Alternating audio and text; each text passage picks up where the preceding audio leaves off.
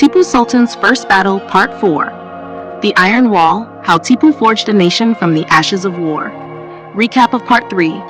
In the fiery showdown at Porto Novo, Tipu Sultan executed a brilliant three-pronged assault that broke the back of the British army. Leading from the front, he crushed the enemy's formation, not with brute force alone, but with calculated fury and unwavering courage. And just when he had the power to annihilate the retreating enemy, he chose restraint, letting them go, humiliated but alive. Tipu's message was clear. This war was not for revenge, but for freedom with dignity. The battle was over, but for Tipu Sultan, the real war had just begun. The fields of Porto Novo were still soaked in the memory of fire and blood, but Mysore itself stood trembling, not with fear, but with anticipation. The people had seen the rise of a warrior. Now they were about to witness the birth of a statesman. As he returned to Srirangapatna, Tipu's reception was not of a prince, but of a hero reborn. Yet, amid cheers and celebration, Tipu's eyes remained focused. His mind raced through the lessons learned. The enemy was powerful, relentless, and would return. To defeat them again, he would need more than just valor. He would need a fortress of strategy, discipline, and unity. His first move? Reform the army. Tipu had fought the war with a military largely inherited from his father Hyder Ali. Now, he would transform it. He restructured the forces into disciplined regiments with strict hierarchy and training standards. European-style drills were introduced. Firearms were modernized. Rockets, yes, the infamous Mysorean rockets, were refined, extended in range, and used as shock weapons to disrupt enemy formations. But soldiers alone don't win wars. Nations do. Tipu turned his focus to the heart of Mysore, its people and economy. He knew a hungry kingdom couldn't stand tall, and an impoverished people could not carry the burden of resistance. So he began rebuilding from the soil. Agriculture was revitalized. Tipu initiated large-scale irrigation projects and encouraged farmers with subsidies. He reduced land taxes for those affected by war and punished corrupt officials who exploited villagers. New granaries were built in strategic locations, ensuring that his army and his people would never again fear starvation in times of siege. Trade was another cornerstone. Tipu established direct contact with foreign markets, bypassing British-controlled routes. He opened ports on the Malabar coast and encouraged trade with the French, the Ottomans, and the Persians.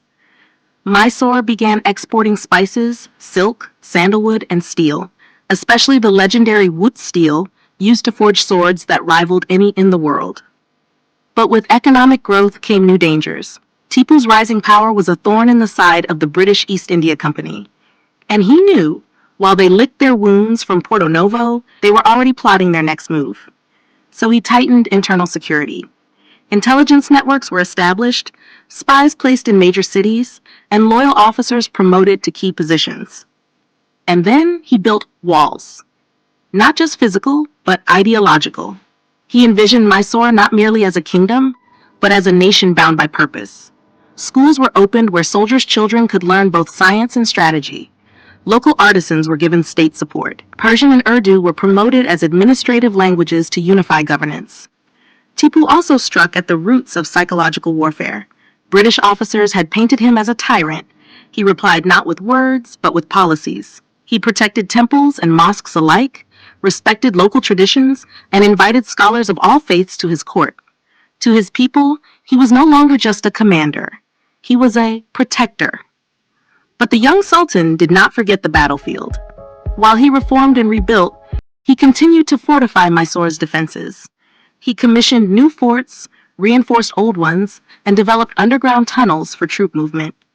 The walls of Srirangapatna, his capital, were turned into an engineering marvel, surrounded by water, armed with rocket batteries, and designed to repel sieges that could last months. Still, every fortress has its flaw.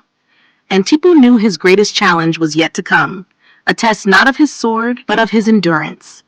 One night, standing alone on the ramparts of Srirangapatna, he looked toward the horizon and whispered, "They will come again. But next time, I won't just defend Mysore. I will make sure they fear it." He wasn't wrong. The British would return, in greater numbers, with more allies, and with betrayal in their pockets. But for now, Tipu Sultan had forged a wall, of steel, of spirit, and of unbreakable resolve. If you had to lead a nation rising from war, What would you focus on first? The army, the people, or the economy? Tell us your answer in the comments. Your opinion might just inspire the next story. Like this episode if you believe true leadership begins after the battle ends. Share this story with those who think courage is only on the battlefield. Let them see what it takes to build a nation. And don't forget to subscribe to YBR The Sword in the Story and hit the bell icon so you never miss a tale that shaped the destiny of empires. We'd love to hear, which of Tipu's reforms impressed you the most? Coming next, the final episode.